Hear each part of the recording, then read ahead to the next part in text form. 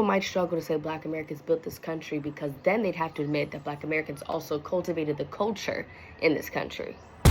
Book of Revelation. Yeah, let's get into it. Black American culture is one of the largest soft power exports of the United States of America. This country uses our culture, doesn't give us credit for it, and then props it out as their own. Music, country, jazz, blues. Our food, soul food, is the soul of this country. It's called soul food for a reason. What's hip, language, AAVE turned into Gen Z slang. That's what they do because that's what they did with our literal labor. The labor of enslaved Africans. You're gonna have to go in the field, build some shit, pick some crops, and then we'll just say it's ours. United States of America, the most powerful country in the world. Why? Why? Who gave you that power as you strip the power away from us?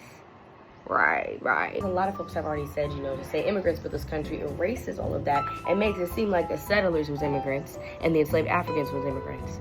Neither of which are true. But the caveat I'd add is, though Black Americans and their ancestors have built this country, immigrants have contributed to this country. Both can exist and both are often true. Why wouldn't they be? Especially some of these immigrants, they just are cousins across the diaspora.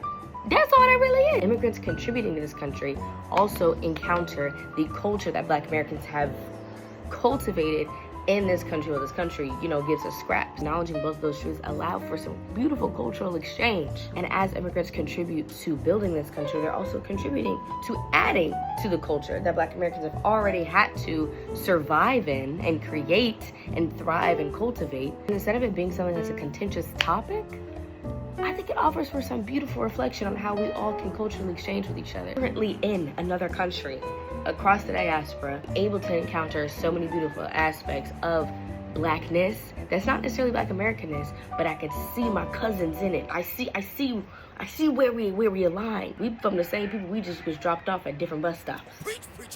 So the culture you're cultivating here is very similar to the culture that me and my ancestors have cultivated in America. And so when our cultures collide, they can feel real similar. And if it stops being a contentious topic, then we can really band together because there's more of us than them. You know what I'm saying? Like, come on, think bigger. If we focus on that, then we'll have nothing to argue about, and then they'll have nothing to distract us with. Every nigga deserves cultural competency. And happy my niggas built this country month. Period. I've got to enjoy this view before it gets away from me. Sometimes my country ass.